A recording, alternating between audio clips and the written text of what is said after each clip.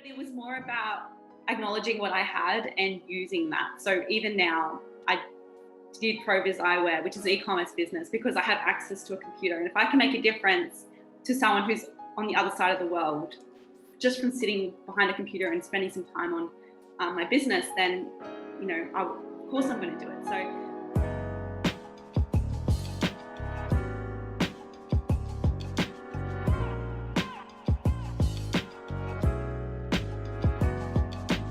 Hello and welcome to the Padlocks and Pathways conversation, where we inform, challenge and inspire students by allowing people to share their stories as humans and professionals.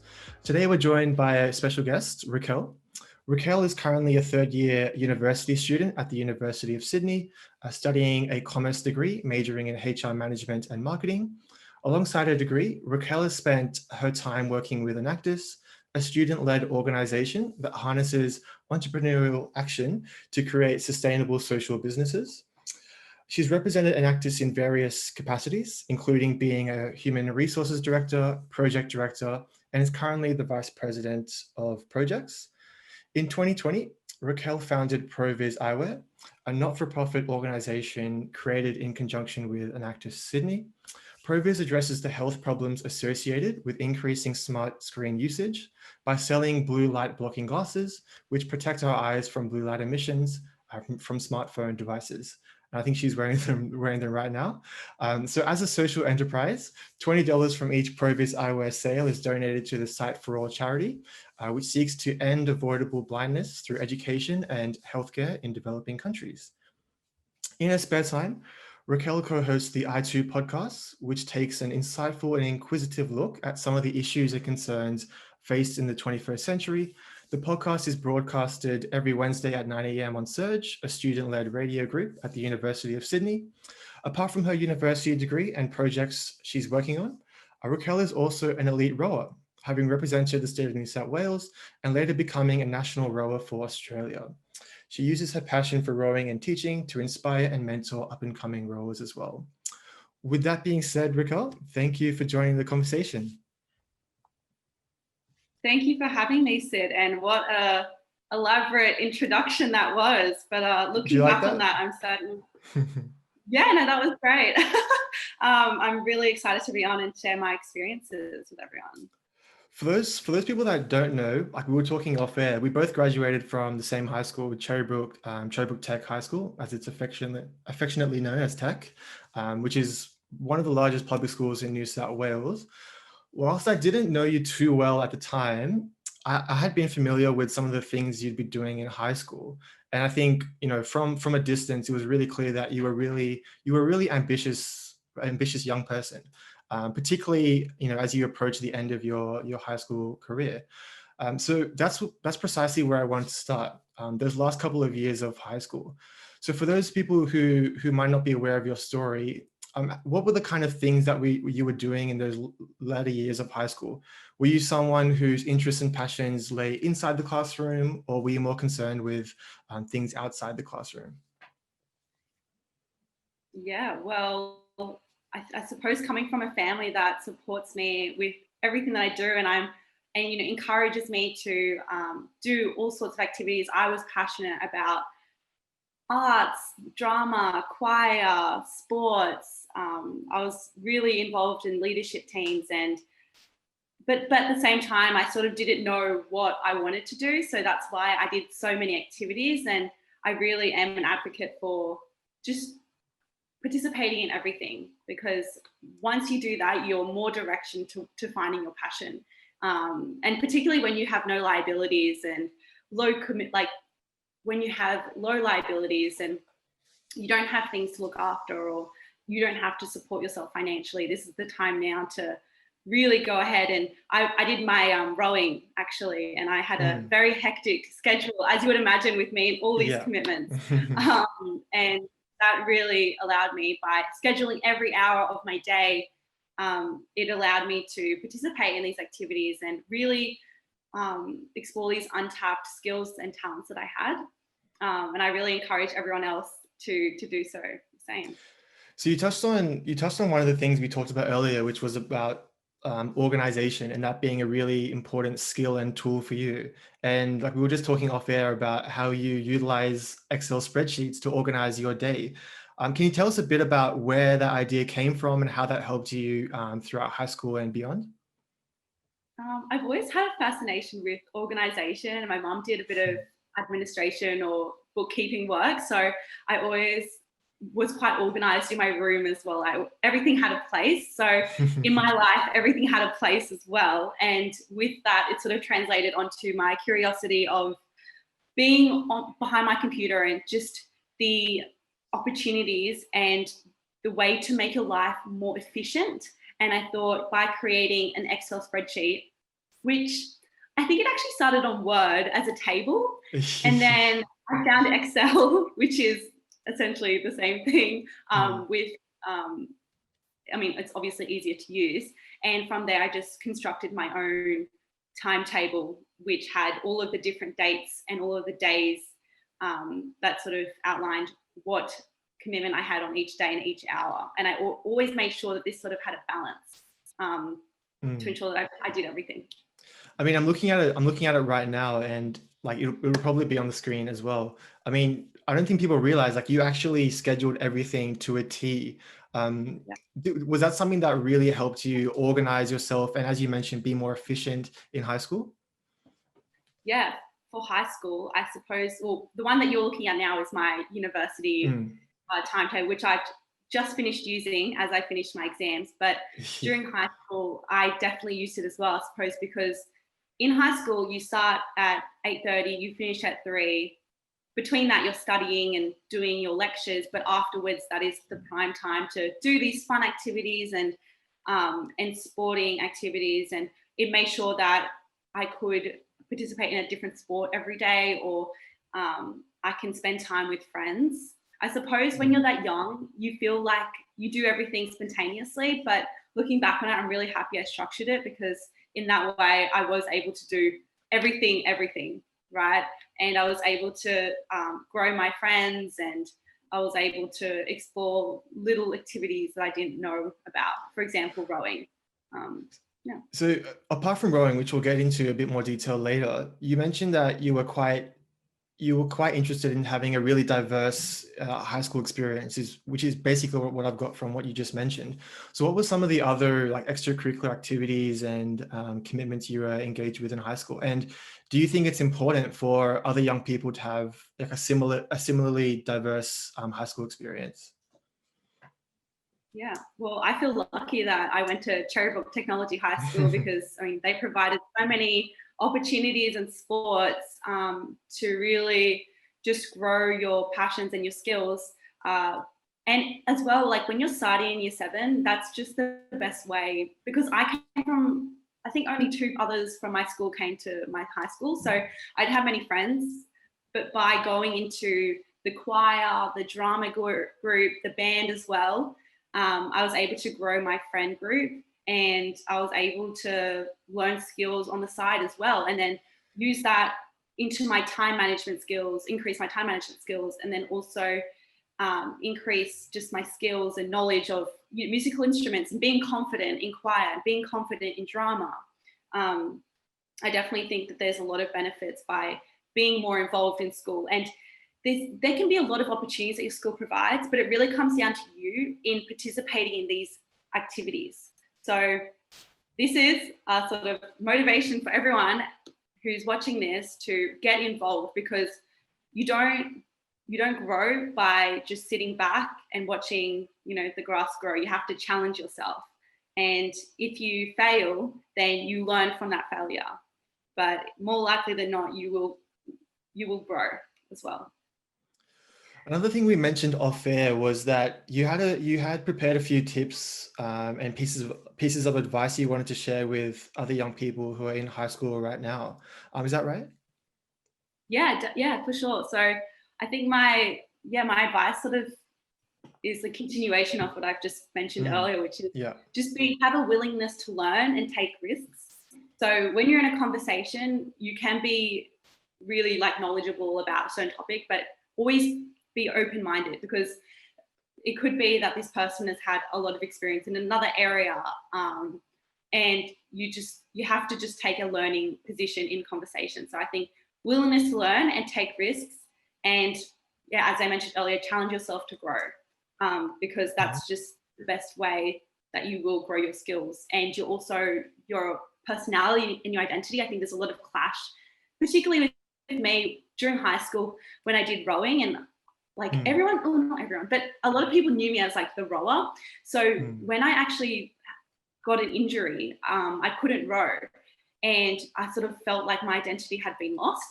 So I feel like you're and like I thought, oh yeah, I really like geography and like I'm learning German, but like who am I? Like I don't know who I am. So by trying new things and learning and growing, I think that's just the best way as a step into university. So that's my first thing, willingness to learn and take risks. Yeah. My second tip is just to have positive thinking and don't overthink it. So there's a really interesting, powerful book called The Power of Positive Thinking. And it sort of covers that if you think positively, you're able to control your mind and your body. And that can actually lead to better peace of mind and better mental and physical health, because people, and it's really easy to be critical. Like it's so easy, particularly as an entrepreneur as well. I find that it's easy to be critical of other people's ideas because, you know, you want the best. And, but you have to look at the bright side of things and like, don't overthink it as well. Like if you overthink about participating in activities, then you just won't do it at all, right? But if you just be positive about the whole experience, and that even if you do fail, you'll learn from that experience, then it's worth it. And I have two more tips. My third one is about financial management. So there's a book called, and I have it here, Rich Dad, Poor Dad. I think this is probably more for the U12s going into university, but that is a really interesting book and it's very valuable, and it's one of the best sellers in like the whole world. And it's about like gaining assets, reducing liabilities, and increasing your cash flow. And right now it might not seem like a big deal, but later on financials can be a huge stress, particularly with students going on to university and having more limited time, and like moving out. Like I've just moved, well, I moved out a few years ago, in and out of home. So, and that's like the best way to grow as well, moving out. So having those financial stresses, but being conscious of that and learning how you can use your money wisely is an extremely important skill to learn when you're young, so you can build that sort of assets. And then my fourth tip is to find a mentor or like have an inspiration. When I was through my time at high school and then building a business and podcasts and all of the things that I've done, I found that it's been a huge learning experience, but sometimes it's good to get a second opinion. And I know my dad has been a huge help for me, and I'm really grateful for that. But it's good also to find like a business mentor, or if you're sort of in the music industry, finding your music teacher and having that close relationship, because you do have a lot of falls, but it's good to fall back on someone that can support you and put you in the right direction. So yeah. Yeah, I mean, that was really great. I think I learned a lot, to be honest, as well. One thing I particularly found interesting was I think it was your first or second tip where you mentioned like not putting yourself in a box. You mentioned that, other people like may have perceived you as being one thing, or being, in some sort of like imaginary box, that being a rower. So not affixing yourself to a particular, like a role, like a job or a position, is really important, so that you can continually adapt, grow, and be flexible. So I think that's a really, really interesting point that you made there. Another important part of these conversations, which I'm having with like a lot of ambitious young people like yourself, is to really capture like the authentic and complete experiences of young people. In other words, I want to really depict sort of I want to depict stories which are grounded in realism. So looking back on those last couple of years of high school, did you have any like reservations, concerns, or doubts going into university? For sure. Even after everything that I've said, going into all these activities, I still didn't know what I wanted to study. And I actually received one of the highest marks in the VOC subjects. And my presentation is still being produced today, which essentially the VOC presentation was just your personal development and your career prospects. So I was really certain that I was going to be going into not certain, but I thought that I wanted to go into psychology because my mum does that. And I ended up not, I studied it in university for 1 year and it wasn't for me. And that was like a really big sort of game changer, I suppose, realizing that it wasn't really for me and I didn't know where I was going to go. But I was happy that I did get the marks to get into university in the first place. And once you get, I mean, it doesn't have to be university, but once you get into like some sort of educational institution or into an industry that can help you develop. So by going to university, I was able to participate in a new degree and take on new electives. So I took on management, which I always thought was interesting because my dad has an architecture firm and I admired that. And I thought that I sort of always looked up to leaders. And I think as a young person, that is someone who you aspire to be, someone with power and influence. So by taking on that elective, I was redirectioned into Bachelor of Commerce, which is what I'm doing now. You mentioned BOC. Is that like one of those career like guidance programs? What is BOC? So so it's vocational studies, and that is I'm not sure if it's offered. I don't know if it's by all high schools, but at Cherrybrook, they really pushed you to create a presentation, and I thought it was really interesting if I had more of an idea of what I wanted to do. But it just sort of made you reflect on your activities, on your passions, your potential career pathway, and to produce a presentation. And do you think it's okay to come out of high school with like a lack of clarity and certainty about what you want to do in the future? And sort of along the same lines, do you think there is a bit of pressure, at least in your experience, was there any pressure on you to have things figured out? And do you think that's something that a lot of other young people might experience as well? I don't think there's a lot of pressure on these people. I think it's more like the pressure that you put on yourself. And it's really easy to compare yourself with others who, particularly at Cherrybrook Tech, everyone was really going to university. So it was just expected that you were going to university, and you'll find like a lot of the selective schools, everyone just goes to university. It's just a given. So it's not really about like pressure put on you, but it's more about the pressure you put on yourself. And as someone who's highly competitive with my sport, that's sort of translated into my academics as well. So I did feel pressure from myself. And of course, you don't want to be judged or as the person who doesn't go to university, but we're all human, we're all unique, and that's what makes us special. So so we all have different pathways, and I don't think there is so much pressure to continue to university. You mentioned like your rowing just now, and I was listening to like a conversation you had with Josh Farr on the Coffee with Campus consultancy, which is on your LinkedIn page. And you talked about how you were a full-time rower at the age of 18. You went on to be a state representative and then a national rower for Australia. And one of the interesting things like you talked about was how you would wake up at 3:30 a.m., drive an hour to Penrith, train, go to school, train again, and then go home and do your schoolwork. So, I mean, me personally, I don't know many people who are like willing to wake up at 3:30 a.m. to do that. I don't actually think I've woken up at 3:30 in the morning in my life. So I imagine, there were times when, you'd rather be doing other things, namely sleeping in at 3:30, rather than, going out and chasing those goals. So, I mean, in that professional, like not professional, but in that sporting context, were there times when, you didn't want to get up and train? Were there times when you were lacking a bit of motivation? And how did you overcome those stages if you experienced them?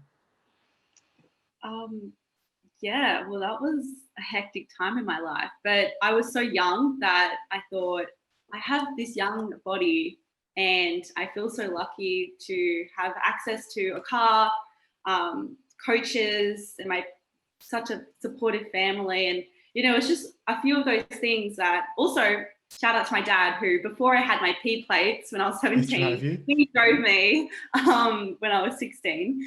So yeah, but it was more about acknowledging what I had and using that. So even now, I did Provis Eyewear, which is an e-commerce business, because I have access to a computer. And if I can make a difference to someone who's on the other side of the world, just from sitting behind a computer and spending some time on my business, then, of course I'm going to do it. So with rowing, I suppose it was just acknowledging that, I have a body, I don't have any injuries. I'm young.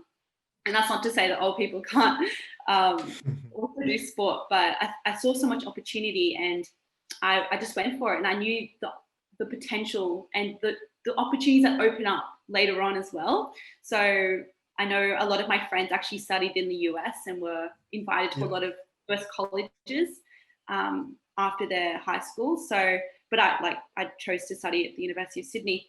But, there's an opportunity for me, maybe if I want to take a master's, there's scholarships, and there's also contacts that you make along the way. But the motivational side of things, it was definitely the expectations, I suppose, that I put on myself and my naturally competitive nature. I think a lot of that was down to myself, but I definitely wanted to challenge myself to grow as well as a person, because I grew so much up discipline and time organization, resilience as well, that, I've got an assignment due, but I've also got training and I have to wake up at 3:30. So creating those priorities. And I think that's definitely translated now into my university life that I have now. Yeah, I mean, you've been rowing for quite a long time, it seems, and it's no secret that you've been really successful at rowing as well. So was that the biggest? What was the biggest challenge for you as an athlete, juggling all those commitments? Was it time? Was it something else? What was the biggest challenge and hurdle for you to overcome? I think there were a lot of challenges, but I think one of them would have been getting an injury. So I'd overtrained. I trained so much. So the normal training program for rowing is we train in the morning, and then we have, uni, and then we have a gym session in the afternoon. So that's every single day, except for Sunday. That's during our competitive competition season. Wow. And I just put expectation. I didn't communicate my injuries, or I didn't sort of tell people, express how I felt. And that led to chest pain. So I went to the doctors, and I was sort of concerned because, of course, that's where all your vital organs are, my heart, my lungs. And I got a CAT scan, and I got an ultrasound, and they asked me if I had been in a car accident. Really? Yeah, because I had fractured ribs and a bone had chipped off my manubrium. So I had put so much pressure on my body that my body was breaking. And I think that was a huge challenge. And going back to my statement about my identity as well. So because I couldn't, then that happened 3 weeks before state championships. So I was upset because my doctor has now announced that I can't compete at nationals, which was a month or two later. And that was so distressing on me because of all of the lead up, all of the time and energy and effort that you put into this sport. And to have an injury was so tragic. But I persevered, and instead of doing rowing, I was doing cycling now. So I went on the bike, I put in the hours, and I persevered through my competition, and I ended up being state champion, which was awesome. And then I had nationals, and I got third in my under 21 single scull. So all of my rankings, by the way, are under 21s single sculls. Okay. I mean, it's really interesting to hear you talk about the adversity that you experienced, because I mean, I was having a conversation earlier with another one of the guests on this season, and they were talking about how a lot of the times you see like an end product of somebody, and you see their accomplishments, the prizes, qualifications, whatever. So it's really interesting to have an insight into, some of the adversities that you went through along your own journey. So moving along to your university experiences. So you obviously graduated from Cherrybrook Technology. You're currently in your third year of a Bachelor of Commerce at USYD. And with that opportunity, you became involved with Enactus, which from my understanding encourages social entrepreneurship among students. So firstly, how did you start getting involved with Enactus, and what has been your position at Enactus since you started? So I got involved in Enactus last year in semester 2. So I've been there for about a year and a half now, the society. Yeah. And I got involved by a college friend. So I lived on campus for 2 years as well at Wesley College, and I had an amazing time there. But one of my friends suggested that I join Enactus, and I was like, didn't really know too much about business, and I was a bit, I don't know, but I'm always up for taking on a new challenge, taking on a new opportunity. So I thought, why not? I made a written application very passionately, of course, because that's what I do with everything. And I discovered my new passion for social entrepreneurship and making social change for those less fortunate by creating a startup, a student-led startup that makes a small difference, but that's sort of where it starts. And it really changed my perspective on everything. And this is sort of how Provis grew as well from Enactus. Yeah, I definitely want to touch on the Provis and how that came about. One of the things you mentioned on one of your episodes on the I2 podcast was how Enactus was the right environment, and you talked about how you surrounded yourself with like-minded people who gave you a lot of energy and inspired you to ultimately create your startup. I was wondering if you could elaborate on that a bit more. Like, what was it about being around like-minded people that really helped you with your own endeavors? Yeah, for sure. So I think there's like a quote about like the certain type of people that you surround yourself with is who you are, right? And I've always listened, or I've always tried to surround myself with like-minded people or people that are smarter than you, right? Because there's that quote as well, like if you step into the room and you're the smartest, then you're in the wrong room. And you always want to surround yourself with people who challenge you and who can make you grow. So Enactus at the University of Sydney, we are 50 members strong, and we have 6 projects that I'm managing as Vice President of Projects. And I think the group itself, there's a bit of a selection process to get into the society, and we really look at passion. We look at the sort of determinant attitude that you have to creating a social impact. And because we are all so like-minded and we all want to create, we all have big dreams, that it's really like insightful to see all these different backgrounds as well, like international students come together and have their own passions and challenge you, right? Because I'm very passionate about health, and I have like sort of health, like eye health, I suppose, and vision and motivation. And one of the projects there is sort of targeting refugee employability and creating culinary skills to develop to increase employability within New South Wales. And I think that's just so inspiring. And by having these people around you, you're inspired to take action upon yourself. And it puts a little bit of healthy pressure on you to explore your limits and explore what might you be interested in. But yeah, they're all so friendly and so supportive. It's just such an awesome society, and I encourage everyone to join Wesley and university. I mean, you sort of touched on it there, but for someone who might be listening to this episode and who might be interested in joining Enactus, how can they join, and what are some of the things that you look for potential members? Yeah, so just to give a bit more background on Enactus is a global, or it's an international organization. So there's different Enactus societies all around the world. And so London, Germany, Egypt, everywhere. And there's in Macquarie, there's UTS, there's Sydney University Enactuses. And we all, throughout the year, we create our initiatives. And in July, or June, we compete. We come together as a region and we sort of give a speech about our project. And then from there, judging panel will select the project that will go on to nationals, and then they will compete against the whole of Australia. And then that one will be selected to compete at the World Championship. So it's a very exciting society. It's not just about creating, a social impact. There's a competitive nature to it as well. And I think we are looking from Enactus, and particularly as being HR director and in the selection, process, I think we're definitely looking for people who are committed, who are passionate, and who enjoy working with teams as well in a project.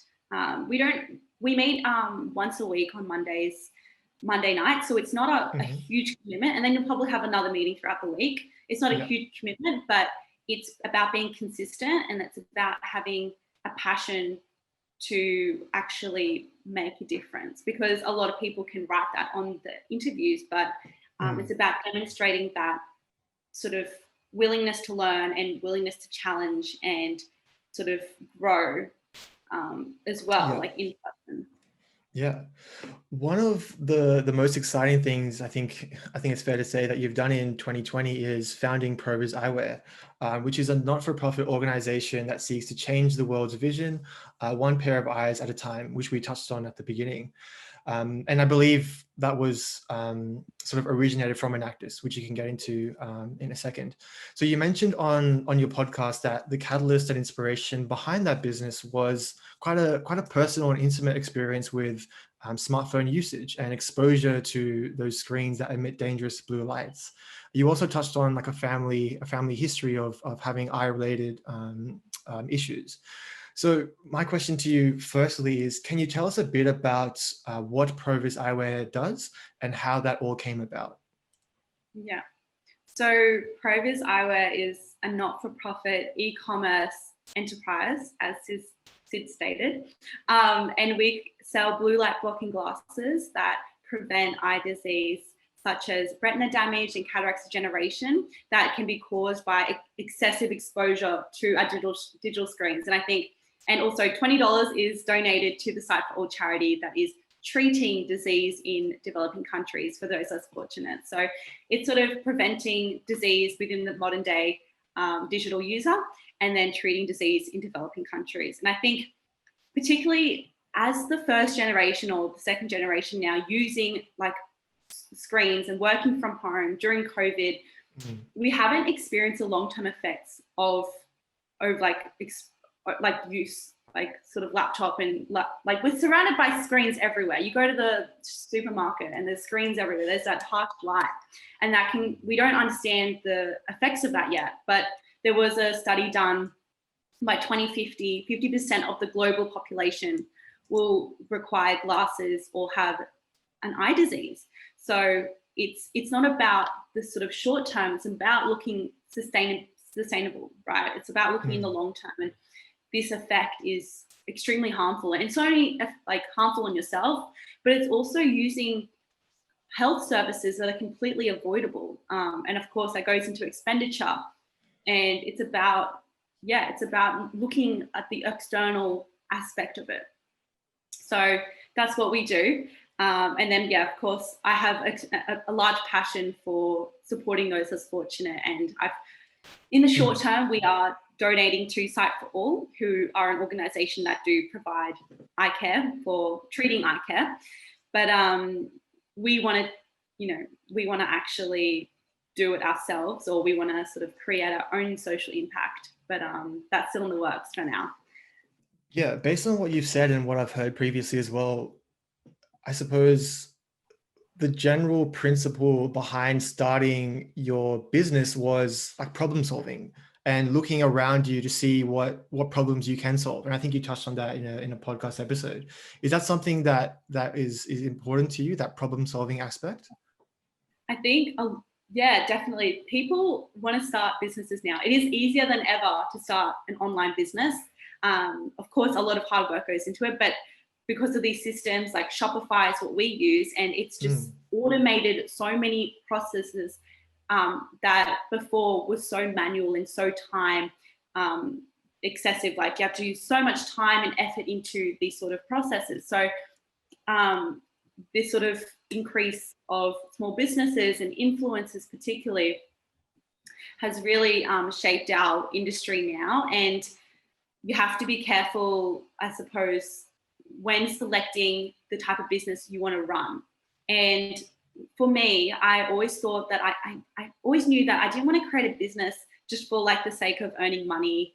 Like it needs to be purposeful. And particularly growing up in a Gen Z generation, so it was so accessible now to news and stories from all around the world, and being so aware of like people who are like disadvantaged, you can't help it but create a purposeful business that addresses these social impacts. And just advice, a little bit of advice for any person aspiring to creating a business is, look at yourself, or what sort of passions are you interested in? Because if you're just like, by selling a trending product, for example, on an e-commerce business is not sustainable, and you're not going to do as well as selling a product or providing a service that you're more comfortable and you have more expertise in. So for me, for example, I did the blue light blocking glasses because I thought that was a problem that I had.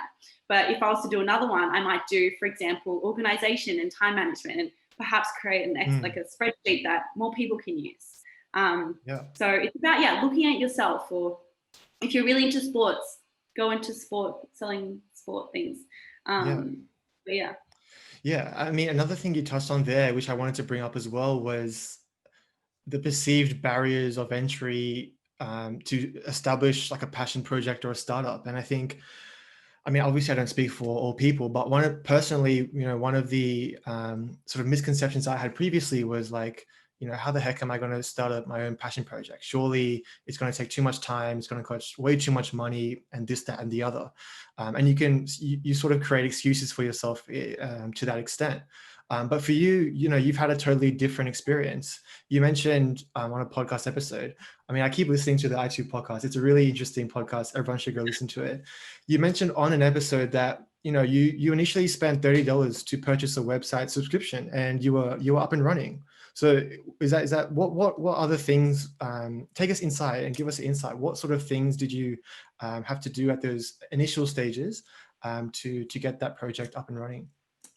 Yeah, well, I've had so many of these questions recently, which I'm so happy I can share, but it's not about the money, I would say. It's about the time that you put into it. So initially I put in so many hours into researching and finding the best, most like costly efficient website development. And I think that is the biggest sort of loss that you make, the time, which is why I highly suggest finding a mentor, someone who's already experienced in the field. But of course, learning it is a learning experience in itself, right? And I think YouTube has an amazing source of videos and skill development. So I highly suggest, I learned everything on YouTube, and everyone always suggests YouTube to look at. If you want to start a podcast. What's the most surprising thing you've learned off YouTube? Surprising thing I've learned off YouTube. I would just say, I think it's just that there's just everything on YouTube. I think that's the thing that I learned, that the things that I didn't know that was there, I suppose. Like how to edit a video, how to start a website. What sort of things did you learn off YouTube? I think it was, starting my website, and the ease of actually just going on Shopify.com and making a subscription. And then from there, Shopify provides the template. It's actually so easy. It's so easy. It's how it works is break it down. Yeah, I'll break it down. So of course you do some planning before you go into the Shopify subscription. You do some planning of like what you actually want to sell, what service you want to provide. And then after that, you create a website, and Shopify have so many free templates that you can choose from, and it's really just a whole template, and you just input the title, the photos, and you can go on websites such as splash.com. Yeah. I think it is. And there's a lot of HD photos that you can use for free and are totally accessible for you. And that's what we started with initially until we took our own photos. And that's sort of how you get started. And then they also provide the shop, like the purchasing aspect, the purchasing element of the website. And they provide a lot of applications that you can use for extra features. And then after that, before that, but it depends what sort of business you want to have. But for us, we had to source a product. So we went on to Alibaba, AliExpress, a lot of different manufacturers, and you find a product and then you sort of negotiate with the supplier, create a relationship, put the product on your website. There's a lot of other little things that you have to do within this process. But yeah, and those then are the basics. Yeah. And then you market the website on your social medias and grow a following. Yeah. I think it's really sort of, I would describe it as refreshing to hear that insight, because it's honestly like you don't get exposed to that in everyday life. And I think those are some really important insights that you've given any young person out there who might be considering launching a similar project. So when you started Provis Eyewear, what was one of the biggest challenges that you had in getting that project off the ground? I think naturally something hard because is forming a team. I think that is probably one of the hardest things when you're just starting out. But I'm obviously extremely lucky to have created a team from Enactus. But I think for everyone else, it will be difficult. So yeah, finding like-minded people and going to these sort of events will create more of a network. Yeah, I was going to talk about maybe project management as well and time management. As like the founder and managing director of Provis, I had to delegate tasks, and you really have to evaluate your members and understand what their strengths and what the things that they're actually interested in and what they want to learn, because it's not just about the business as a whole. It's about also developing, particularly at Enactus, because we are a student-led society. We want to develop the skills of the students themselves. And I really resonate with the quote, "We rise by lifting others," by Robert Ingersoll.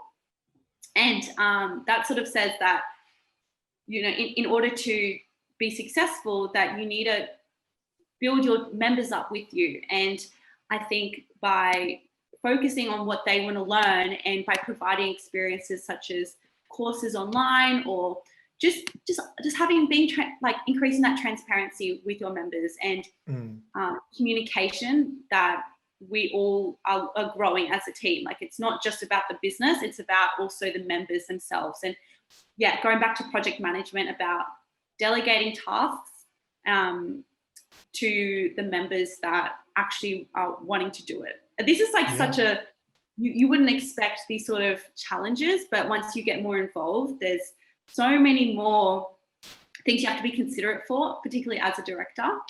And then the last thing is, of course, just skills and expertise. I found extremely challenging as a first year business student and founding this business, is that, a lot of the time I was on YouTube just trying to learn on the go in the summer holidays, which is when, during the summer holidays, I'm going to be doing so many things like coding and Facebook ads and so many things I'm going to learn. But this was a challenge in itself because a lot of time was used. And so it's important to reach out and really get that help from those people that are more experienced. You mentioned that you were a first year business student. Did you ever feel that when you started the business, that you were underqualified, you didn't have the right experiences, you didn't have the right skills? Did you ever feel that way when you were starting the business? Definitely. And you have so many fears that you're not good enough, you're not qualified, you might be doing something illegal. Like, you feel illegal. Like, I feel illegal that because just different factors that, you know, I haven't finished my degree. I'm just exactly like you said, I'm in my first year. Is this really, am I allowed to do this? But when I found like some influencers like Bill Gates, I think this is like the importance of that, you know, universities and everything, because he was a college dropout and he dropped out, I think, in his second year of college, and he went on to build Microsoft, which is now, of course, $1 billion business. And I think for me, that I thought, you know, I looked up to these sort of influencers and these people who were so successful, entrepreneurs that were so successful, that sort of inspired me to think that, no, this is okay, like this is the right thing to do. And I also knew that by challenging this myself, that I will grow and I want to help others as well grow. So in the end, I convinced myself it is a good thing to do. Yeah. I mean, I think you speak for a lot of other young people who are, you know, undertaking similar opportunities when you have those doubts and reservations. But, you know, one of the messages that I think has come through based on our conversation is, you know, your self-belief and your self-awareness of how much opportunity you have, and leveraging that opportunity for good, which I think is a really important message for other young people to hear as well. One of the last things I wanted to discuss was the I2 podcast, which I've mentioned, I think, about 15 times this episode. So your co-host is Julia. As I mentioned, I've listened to a lot of the episodes, and to be honest with you, I find it interesting how, you know, you both have different takes on the same issue, like all concern. And you know, one of the things I found interesting in one of the conversations was how you compared the Australian and US education systems, and how they have different emphasis on social entrepreneurship. And you mentioned that, I think in 2022, USYD is going to introduce a mandatory entrepreneurial unit as part of the business degree. So yeah, super interesting conversation, something I'd encourage everyone to listen to. So what motivated you to start your own podcast with co-host Julia? I actually was speaking to a friend and actually saw on her social media that she posted about like the Sydney Uni radio group. And I was like, oh, I never knew there was a radio group. So I've just been naturally more extroverted, I think. And sort of, yeah, I love to like challenge myself and take on opportunities. So I thought, why not apply for the radio group? And this is a station, 90.9 FM. And Julie and I thought like initially I was like, oh yeah, I'm going to try out. But then I was like, hang on, you know, why not take on my best friend with me, Julia Slankar, who is a neuroscience student at the University of Sydney. And we have, obviously I'm a business student. She's a science student going on to do medicine.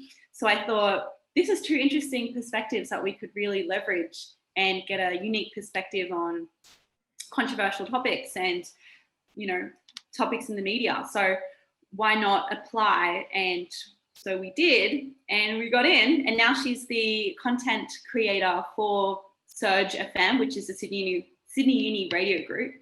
And now we broadcast every Wednesday from 9 to 10 a.m.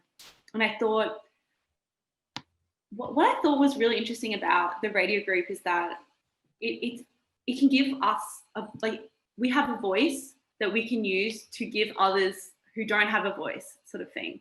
And that is sort of speaking for those who like are less fortunate, or preaching my business, or preaching that, you know, we all have different perspectives, we all have different cultural backgrounds, and that should be acknowledged, because cultural incompetency is a huge thing, particularly in the workforce. And the whole vision and perspectives of subjects can cause conflict.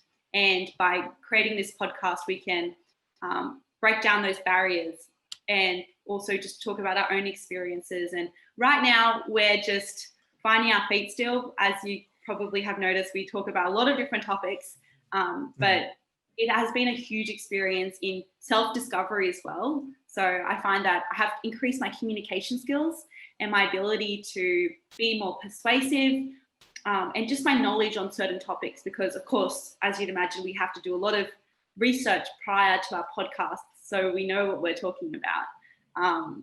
But yeah, I highly encourage everyone to give that a go. And we were lucky as well, because the University of Sydney provide a studio and microphones and the systems that enable us to record and broadcast and post on different platforms. So we're very lucky for that. But I know a lot of people do start with just their phone, just recording, hitting record and sort of talking with their friends. So I think that you shouldn't feel limited if you don't have these sort of equipment, which you don't really need. Yeah. You really just need a passion and a drive, and you need to be consistent with the content that you're delivering.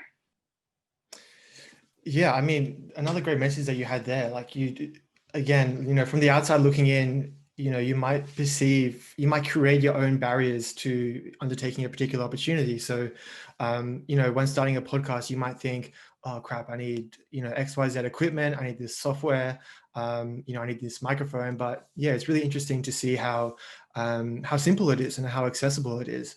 Another important thing you mentioned is how you and Julia reflect on your own experience. And, I guess that reflects that old adage of experience being the best teacher in life. And I think there's a lot of value in being able to share your own experiences. And I think that's part of that is one of the motivators for me in having these conversations with young and ambitious people. So with that being said, I'm actually curious, did you find that you were having conversations that you were just having in real life? And were you talking about things that you were thinking just about in everyday life? Yeah, well, Julia and I are very curious human beings. She's actually sort of car saleswoman as well. And we have an grower, and we have like lots of different perspectives on things. And we did find that because we also live together, we're in the same apartment, we have a lot of interesting dinner table conversations. And we thought also, why not share this with the world? And of course, we don't think that our opinions are so important, but and we do want to have more guest speakers on, or a guest speaker on, because we haven't had one yet. But I thought that it would be valuable. And also just for yourself, like just going back to also self-development, that we can increase our communication skills as well. So it was sort of like a win-win situation. Yeah.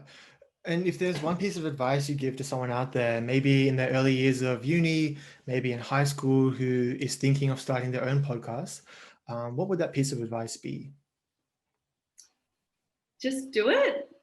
Yeah, that's my advice, because a lot of the time, like a lot of these activities I've taken on, including the podcast, is a lot of overthinking, and it's really easy to get swept up in the whole, like researching everything and just thinking like, am I going to be judged, or something going to go wrong? And, all these things can go wrong, but if you need to focus on all the things that can go right.